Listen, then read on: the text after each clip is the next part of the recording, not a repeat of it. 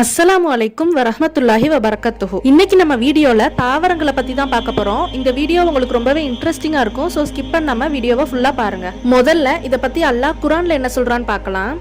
அவனே உங்களுக்காக இப்பூமியை ஒரு விரிப்பாக அமைத்தான், இன்னும் அதில் உங்களுக்கு பாதைகளை லேசாக்கினான், மேலும் வானத்திலிருந்து நீரையும் இறக்கினான். இதை மழை நீரை கொண்டு நாம் பலவிதமான தாவரங்களை ஜோடி ஜோடியாக வெளிப்படுத்துகிறோம். இந்த வசனம் குர்ஆன்ல 20வது சூரா 53வது வசனத்துல இருக்குது. மரம் செடிகள் கூட ஜோடி ஜோடியா இருக்குமாங்கிறது குர்ஆன் வந்த அந்த காலத்துல வாழ்ந்த மக்களுக்கு தெரிஞ்சிருக்க வாய்ப்பே இல்ல.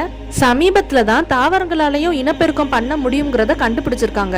இந்தியன் சயின்டிஸ்டான ஜெகதீஷ் சந்திர போஸ் பலவிதமான ஆராய்ச்சிகளுக்கு அப்புறம் 1901வது வருஷம் மே 10ஆம் தேதி செடிகளுக்கும் மரங்களுக்கும் கூட உயிர் இருக்குதுங்கிறத நிரூபிச்சிருக்காங்க. செடிகளோட இயக்கம் எப்படி இருக்குதுன்னு பாக்குறதுக்காக சந்திர போஸ் கிரெஸ்கோகிராஃப்னு ஒரு கருவியை கண்டுபிடிச்சிருக்காங்க. அதுல இருக்கக்கூடிய கண்ணாடி தகடு செடிகளோட இயக்கத்தை ரெக்கார்ட் பண்ணுது. இப்படிப்பட்ட கருவியை வச்சுதான் செடிகளுக்கு இருக்கக்கூடிய பல்ஸ் பீட்டை சந்திர போஸ் கண்டுபிடிச்சிருக்காரு. ஒரு செடிக்கு புரோமைட்னு சொல்லப்படுற ஒரு பாய்சனை கொடுத்திருக்காங்க. அதனால அந்த செடியோட பல்ஸ் பீட்டு தடுமாறி இருக்குது. இதன் மூலமா செடிகளுக்கும் உயிர் இருக்குதுங்கிறத சந்திர போஸ் நிரூபிச்சிருக்காரு.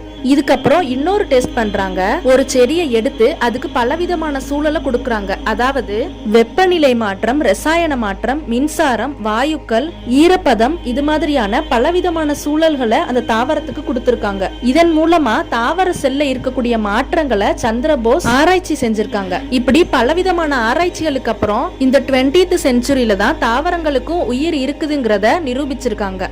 ஆனா எந்த விதமான அறிவியல் வளர்ச்சியுமே இல்லாத காலத்திலேயே 1400 வருஷத்துக்கு முன்னாடி வந்த பழமையான குர்ஆன்ல தாவரங்களுக்கும் கூட ஜோடி இருக்குதுங்கிறதையே அல்லாஹ் தன்னுடைய வசனத்துல சொல்லியிருக்கான். தாவரங்களுக்கும் உயிர் இருக்குது, அதாலையும் கூட இனப்பெருக்கம் செய்ய முடியும்ங்கிறத சமீபத்துல தான் ஆராய்ச்சியாளர்கள் கண்டுபிடிச்சிருக்காங்க. இந்த குர்ஆன் உண்மையான இறைவனான அல்லாஹ் கிட்ட இருந்துதான் வந்திருக்குங்கிறதுக்கு இந்த வசனமும் ஒரு எடுத்துக்காட்டா இருக்குது. இந்த வீடியோ உங்களுக்கு ரொம்பவே பயனுள்ளதா இருக்கும்னு நம்புறேன். இதே மாதிரி இன்ஷா அல்லாஹ் அடுத்த வீடியோலையும் குர்ஆன்ல உள்ள அறிவியல் தகவலோட உங்களை மீட் பண்றேன். உங்களுக்கு என்னோட வீடியோ பிடிச்சிருந்தா லைக் பண்ணுங்க, சப்ஸ்கிரைப் பண்ணுங்க, உங்க ஃப்ரெண்ட்ஸ் அண்ட் ஃபேமிலி கூட ஷேர் பண்ணுங்க.